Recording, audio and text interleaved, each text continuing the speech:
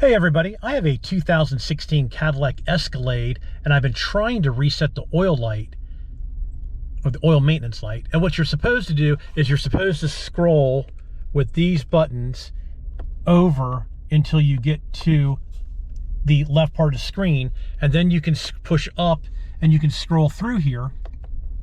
And eventually you're supposed to come up to where it says oil life. And do you want to reset? And you press the select button, you hold the select button, and it'll reset it. Well, this one isn't showing up. And I was like, why isn't it showing up? And it isn't showing up. So I'm going to show you how to fix this problem. So what you need to do is you need to put the dash back over on this one here. So push it over twice.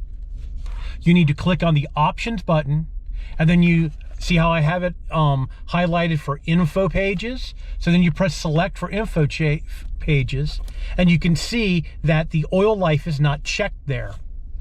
So once you check it, now you can go back and go ahead and scroll back over to this side here, and now you can scroll up or down. There's transmission fluid, engine hours, battery voltage, speed limit, tire pressure.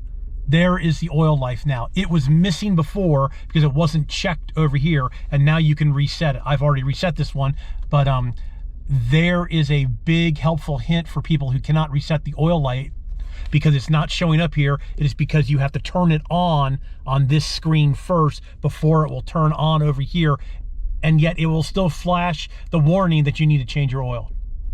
All right, everybody. Thanks for watching. Please subscribe. You can always do that in that corner there. Please give me a thumbs up if you like the videos.